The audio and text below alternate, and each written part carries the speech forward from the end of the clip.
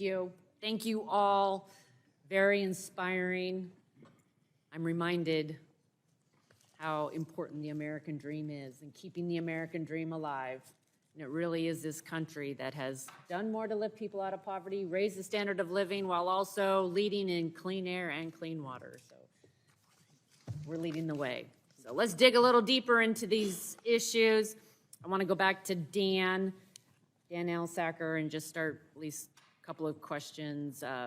You grew up in the trucking industry, and you have a very successful business now. I'd love to hear just your thoughts on the impact of these rising costs, energy and supply chain crises on actually getting food and product around the country. Thank you. A couple of things that I think are really important to understand, that we all understand, and the supply chain is broken in several different segments, and small business tends to be the last line of success or defense, depending on which angle you're looking at. So when we look at convenience stores and truck stops, just for a quick moment, think of those as oasis in a small community, oasis in the heart of a big city. People depend on us to supply those goods and services. It used to be back in the Chevy Chase days where the mockery was that he was so hungry that he could have a gas station sandwich. He could eat a gas station sandwich. Not so much today. We are a destination eating location. We are a destination essential supply location. And when we don't get those essential supplies or those products to feed the folks in those small communities, something is wrong. Something is terribly wrong. The other piece of that, and thanks to Donna for pointing this out very vividly, again, it's that supply chain that brings the fuel to the stations. And we don't care, we're agnostic about what kind of fuel it is. It could be diesel, it could be gasoline, it could be electricity, it could be hydrogen. We're retailers. We measure it, we sell it, and we get people on the road. But as those costs increase and those people have to drive further and further away to get those essential products, and I'm talking about baby formula, we sell that. We sell organic foods through our location. Those are just a couple of the typical things that we are faced with constantly, that we're out of, that we get shorted on. And yet we can go to a big box store and we can find all those supplies readily available on the shelves.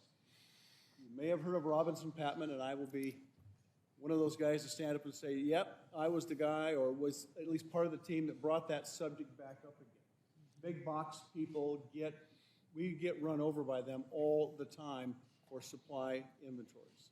And so we are shorted. Our fill rate right now on those essential items and groceries is someplace between 60 and 70%, depending on the week. And those deliveries, because of driver shortage and high energy costs, have gone from twice a week down to once a week. So if we miss that product on this delivery, it's not Friday that we get to pick it up. It's next week that we get to pick it up and send that back out. So those are the two pieces that I think are critical.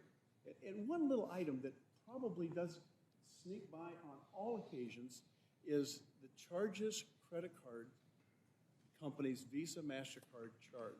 They literally make more money on a gallon of gasoline than I do. It's 3% times the cost of the product with heavy restrictions. It's a duopoly. There is no competition on the credit side of a credit card. There is some competition on the debit side of the card, but only two sources are allowed in that game.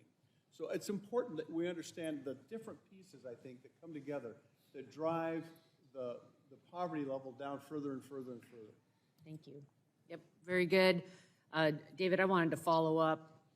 Farmers and ranchers are the backbone of Eastern Washington. My family owned an orchard and fruit stand, and appreciate your background, your perspective, and being here today. And I don't think a lot of people really understand the connection between what's going on with energy, fertilizer prices, and how that's driving up the prices of food. But I also thought it was noteworthy that you said that we've become so dependent upon Russia for fertilizer. Would you just speak to a little bit about that supply chain and what you've seen in the years that you've been on the farm?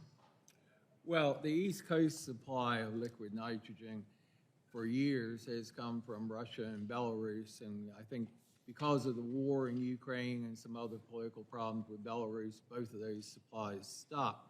The rest of our liquid nitrogen is manufactured in Texas, Oklahoma, and Louisiana, close to the gas wells. So now we are receiving that supply. But the worldwide price of natural gas and the lack of natural gas production and fertilizer production in Europe due to the Ukraine war is impacting our prices also because of exports going over there for them.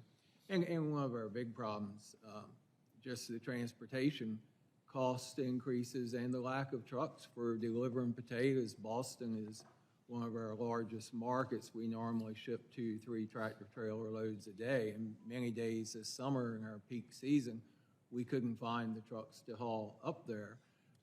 So our deliveries were 2 or 3 days late, but fortunately our receivers understood that the trucks just weren't available. Regulation has driven a lot of the independent truckers that haul a great deal of the produce in this country out of business. So there's just fewer trucks on the road to haul for us. Okay, I'm sure there's going to be a lot of questions here. I'm just going to go down